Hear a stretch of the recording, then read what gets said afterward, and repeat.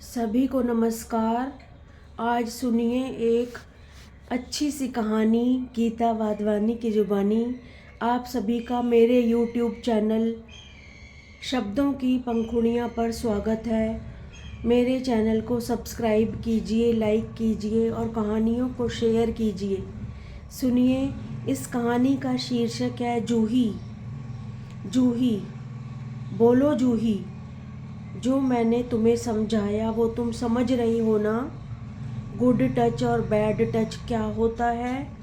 ममता अपनी 7 साल की बेटी जूही को समझा रही थी। देखो बेटा, कोई भी आपको चॉकलेट, आइसक्रीम या किसी भी चीज़ का लालच दे, उसकी बातों में मत आना। और जूही भी समझने की कोशिश कर रही थी और गर्दन हिला रही थी। थोड़ी देर बाद खेलते खेलते जूही अपनी सहेली मुनमुन के घर चली गई। मुनमुन की मम्मी खाना बना रही थी और उसके दादाजी बाहर वाले कमरे में टीवी देख रहे थे।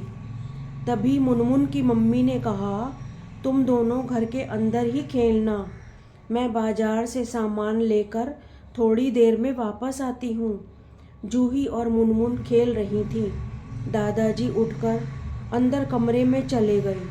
उन्होंने मुनमुन को आवाज़ लगाई, मुनमुन आओ देखो मैं तुम्हारे लिए क्या लाया हूँ, अपनी सहेली को भी बुलाओ।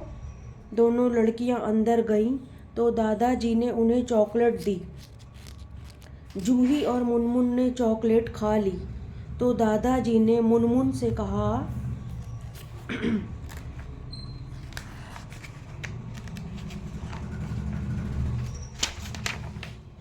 मुनमुन ये लो पैसे, जाकर एक अच्छी सी गेंद ले आओ, हम फिर बाद में मिलकर खेलेंगे। और चॉकलेट के कागज़ भी ले जाओ, इन्हें डस्टबिन में फेंक देना।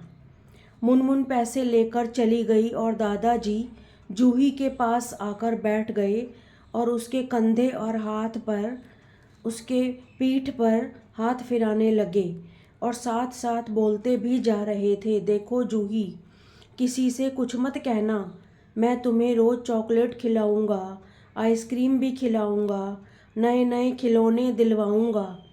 जूही को उनका स्पर्श बहुत गंदा सा लग रहा था। तभी उसे अपनी माँ की बात याद आ गई, किसी भी चीज़ की लालच में मत आना और कोई बैड टच करे तो उसे ज़ोर से धक्का देकर गिरा देना और शोर मचा देना, डरना बिल्कुल भी मत। यह बात याद आते ही जूही ने दादाजी को ज़ोर से धक्का दिया। वह गिर पड़े और शोर मचाते हुए बाहर की तरफ भाग गई।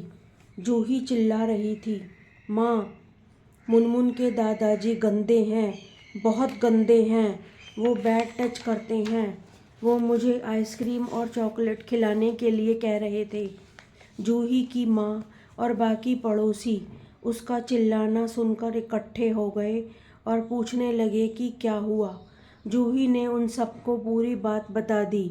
इतने में दादाजी बाहर आए और कहने लगे, बित्ते भर की छोरी, कितना झूठ बोलती है, लगाऊंगा मुंह पर एक थप्पड़। मैं तो इसे अपनी पोती मानता हूँ। मुनमुन और ये छोरी मेरे लिए एक समान है। तभी मुनमुन बोल पड़ी, आंटी, मैंने भी देखा था दादाजी को, क्योंकि मैं चॉकलेट के कागज़ फेंक कर गेंद लेने गई ही नहीं थी। मैं तो वापस कमरे की तरफ आ रही थी, तब मैंने देखा दादाजी जूही को कह रहे थे कि किसी से कुछ मत कहना और उसे टच कर रहे थे। तब सबने सोचा कि इतनी छोटी बच्चियां झूठ क्यों बोलेंगी, और फिर भी इनसे एक बार हम अकेले में पूरी बात पूछते हैं। तब 2 औरतों ने इनसे पूरी बात पूछी और सब कुछ स्पष्ट हो गया।